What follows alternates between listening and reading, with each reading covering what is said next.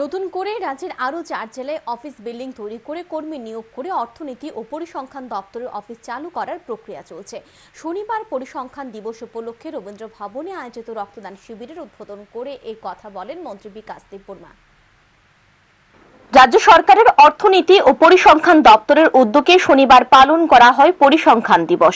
পরিসংখ্যান দিবস উপলক্ষে এদিন রাজধানীর রবীন্দ্র শতবার্ষিকী ভবনে এক স্বেচ্ছায় রক্তদান শিবিরের আয়োজন করা হয়। প্রদীপ প্রজ্বলন করে এই রক্তদান শিবিরের সূচনা করেন মন্ত্রী বিকাশ দেববর্মা। শিবিরের উদ্বোধনী অনুষ্ঠানে বক্তব্য রাখতে গিয়ে মন্ত্রী বিকাশ দেববর্মা বলেন, অর্থনীতি ও পরিসংখ্যান দপ্তর একটা গুরুত্বপূর্ণ দপ্তর। এই দপ্তরকে আরো মজবুত ও শক্তিশালী করার জন্য তিনি সকলের সহযোগিতা কামনা করেন।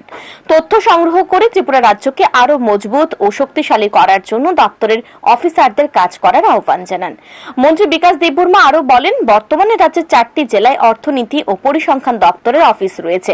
বাকি 4টি জেলাতেও নতুন করে অফিস বিল্ডিং তৈরি করে কর্মী নিয়োগ করে অফিস চালু করার প্রক্রিয়া চলছে। আধুনিক প্রযুক্তিকে ব্যবহার করে অর্থনীতি ও পরিসংখ্যান দপ্তরকে শক্তিশালী করার উদ্যোগ নেওয়া হয়েছে।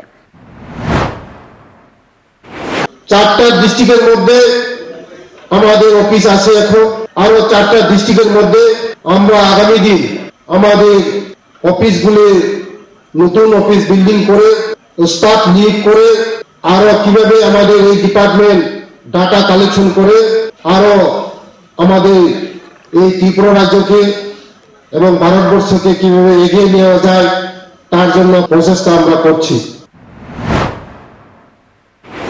উদ্বোধনী অনুষ্ঠান শেষে শুরু হয় রক্তদান শিবির। শিবিরে এদিন বহু রক্তদাতা স্বেচ্ছায় রক্তদান করেন। মন্ত্রী বিকাশ দেববর্মা সহ অন্যান্য অতিথিরা স্বেচ্ছায় রক্তদাতাদের উৎসাহ প্রদান করেন। Bureau report, news today.